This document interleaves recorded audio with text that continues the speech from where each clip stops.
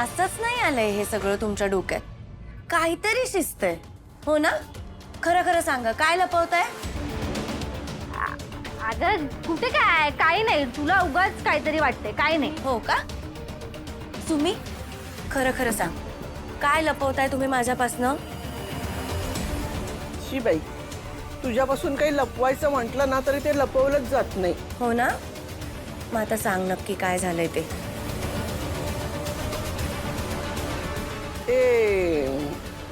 कौशिकीताई आल्या होत्या. कौशिकीताई आपल्याकडे? पण का? अगं बहुत चिल. एवढं पॅनिक व्हायला काय झालंय? तू अशी रिॲक्ट होतेस जसं काय एखादी भीती खरीच ठरली. खून? नाही, असं काही नाहीये. मला असं म्हणायचं होतं की त्यांचं काय काम होतं ना इथे, म्हणून मी विचारलं की त्या का आल्या होत्या, बाकी काही नाही. हा, तुझ्या आणि केदारच्या लग्नाविषयी बोलायला आल्या होत्या. बापरे, म्हणजे त्यांच्या डोक्यात अजूनही हा विचार सुरूच आहे. काय काय सुरू आहे अजून? तुझ्याशी त्या काय बोलल्या होत्या का? पण मी म्हणते की ह्या सगळ्याची काही गरजच नाहीये ना, मध्येच काय हा विषय काढलाय तुम्ही? गरज आहे, तुम्हा दोघांनाही आणि मलाही. सुमी नाही ग, खरंच या सगळ्याची काही गरज नाहीये. आणि तुला तर माहितीये ना आमच्यात काय परिस्थिती आहे आता, मग ह्या सगळ्यात हे कसं करणार ना? त्यात काय एवढं? अगं एवढ्याच्या छोट्याशा गोष्टीवरून भांडण झालंय तुमचं, आणि ते प्रत्येक नवरा बायकोंमध्ये होतच.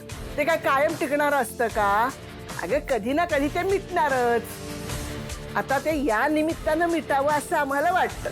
खरंच तारिणी, तुझं आणि केदारचं अग्निसाक्षीनं विधिवत लग्न व्हावं अशी आमची इच्छा आहे सगळ्यांची. नाही, मी या लग्नाला तयार नाहीये. मला हे लग्न मान्य नाही. अशी कशी तयार नाहीस? तुला तयार व्हावं लागेल. अगं मी शब्द दिलाय ना त्यांना.